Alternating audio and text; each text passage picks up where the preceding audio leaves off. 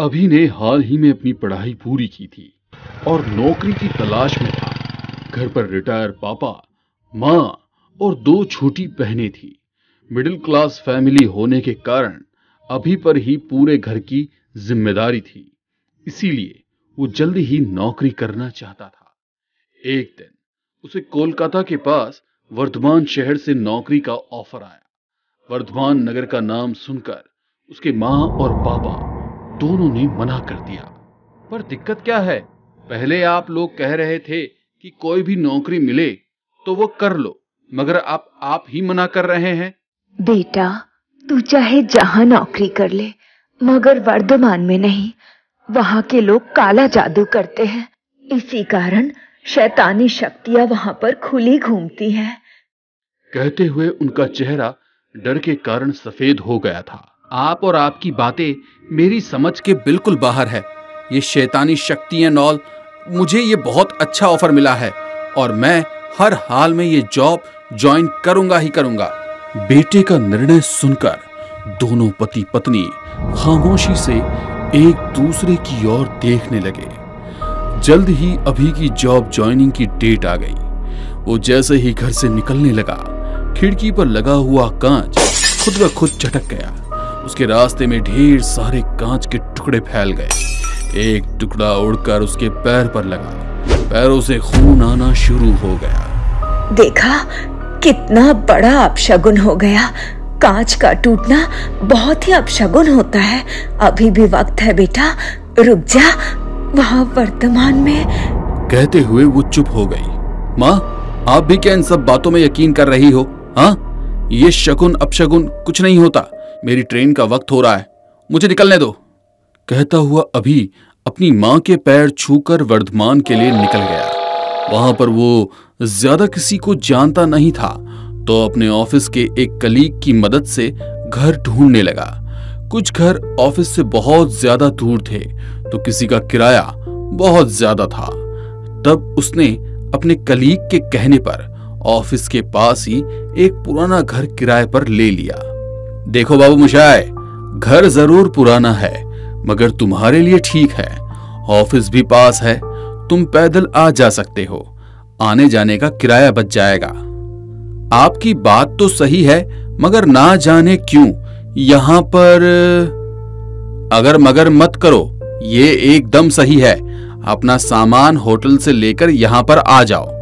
अपने कलीग की ये बातें सुनकर अभी इस पुराने से घर में रहने के लिए आ गया। एक कमरा और किचन का छोटा सा घर था, जिसके बाहर आंगन में एक बड़ा सा बरगद का पेड़ था, जिसकी बड़ी बड़ी जड़ें धरती को छू रही थी। रात होते होते वो पेड़ बहुत ही डरावना लगने लगा था। ऑफिस से लौटकर आते हुए अभी ने अपने कमरे की खिड़की से जब उस पेड़ की तरफ देखा, तो उसे ऐसा लगा कि वहां पर कोई खड़ा है। वो घर से बाहर निकलकर गया तो कोई नहीं था। इस पेड़ की जड़ ही इतनी बड़ी बड़ी हैं कि इन्हें देख करके ही किसी के होने का एहसास हुआ होगा। खुद से बात करता हुआ अभी अपने कमरे में वापस आ गया। गहरे सन्नाटे सी अंधेरी रात, चारों तरफ झिंगुरों की आवाज ही सुनाई दे रही थी।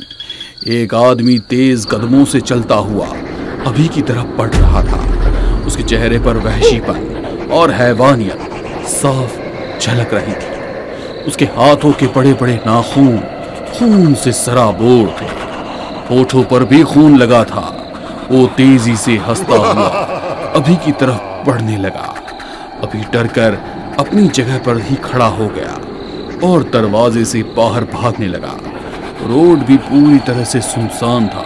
कोई भी उसकी मदद के लिए उसे नजर नहीं आ रहा था। वो इधर उधर देखकर भागना शुरू कर देता है, मगर उसके पैर उसका साथ नहीं दे रहे थे।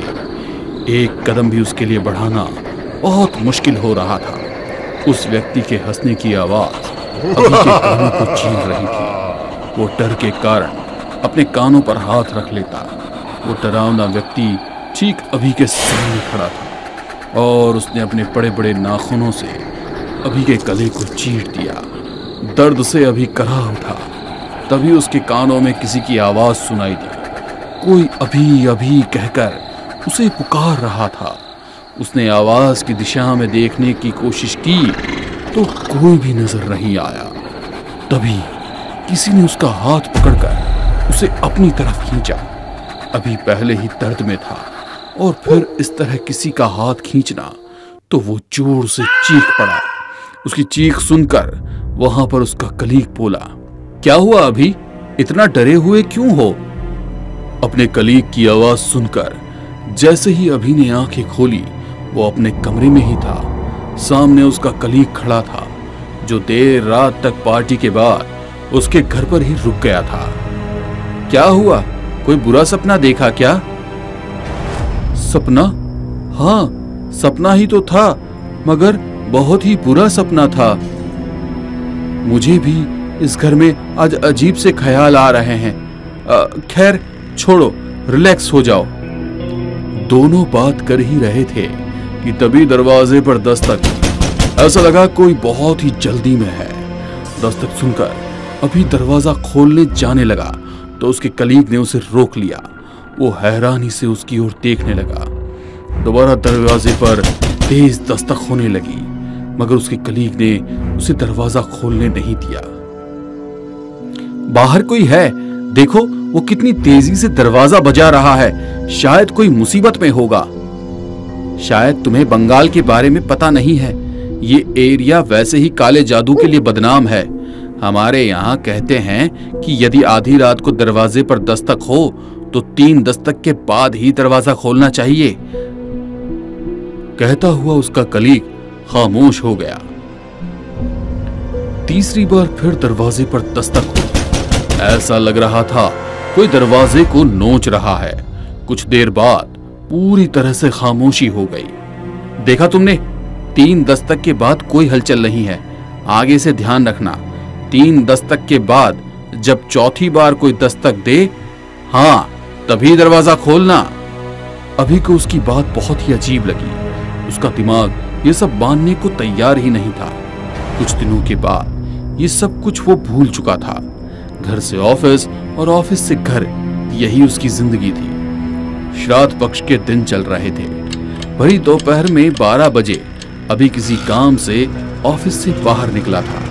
कुछ दूर एक सुनसान चौराहे पर कटे हुए नींबू पर से उसकी बाइक निकल गई। जैसे ही उसकी बाइक उस नींबू पर से निकली, नींबू में से रस की जगह खून निकलने लगा और एक काला धुआं उड़कर अभी के पीछे पीछे उड़ने लगा। अभी इस बात से बिल्कुल अनजान था। दिन भर ऑफिस में काम करने के बाद जब वो घर लौटा तो उसे लगा कि उसके कंधे बहुत ही भारी हो रहे थे। उसे सांस लेने में कुछ दिक्कत हो रही थी। वो बेचैन सा घर के भीतर दाखिल हुआ। वो काला धुआं घर के बाहर ही रह गया। अब अभी को ठीक लग रहा था। देर रात मौसम बिगड़ने लगा। बादलों की तेज गड़गड़ाहट के साथ बिजली चमकने लगी। तेज हवाएं चल रही थी। अचानक लाइट भी चली गई। अभी ने मोबाइल किया, रोशनी में मोमबत्ती ही जलाई थी कि दरवाजे पर दस्तक होने लगी। अभी ने मोबाइल में समय देखा। रात के 12:30 बज रहे थे। इस समय कौन होगा? सोचते हुए अभी ने दरवाजा खोला तो वहां पर कोई नहीं था। तभी एक तेज हवा का झोंका घर के भीतर दाखिल हुआ। अभी को एक झटका लगा, जैसे किसी ने उसे धक्का दिया। हाँ, अभी को लगता है कि ये उसका भ्रम होगा। सोचते हुए वो दरवाजा बंद करके वो अपने कमरे में आ गया। कमरे में आकर वो सोने लगा कि तभी उसके चेहरे पर पानी की बूंद गिरी। उसे लगा बारिश की वजह से छत से पानी टपक रहा होगा। उसने अपने सोने की जगह को बदल दिया। कुछ पल के बाद उसके ऊपर दोबारा पानी की बूंद गिरी। कुछ समय उसने मोबाइल की रोशनी में छत की तरफ देखा तो एक काला साया छत पर उल्टा लटका हुआ था। उसके मुंह से खून की बूंदें टपक रही थी। डर की वजह से उसकी चीख निकल गई। वो उस जगह डरते हुए खिसकने लगा तो वो पलंग के नीचे गिर गया। उसका मन दहशत से भर गया। दिल तेजी से धड़क रहा था। उसके ऊपर खून की बारिश हो रही थी अचानक ही वो साया उसके ऊपर गिर गया। पूरा कमरा अभी की चीखों से भर गया। वो साया उसका सीना चीरकर खून पी रहा था। उसके मुंह पर एक कुटिल मुस्कान थी। जब तक दरवाजे पर 3 दस्तक ना हो तब तक दरवाजा नहीं खोलना, वरना कहीं कोई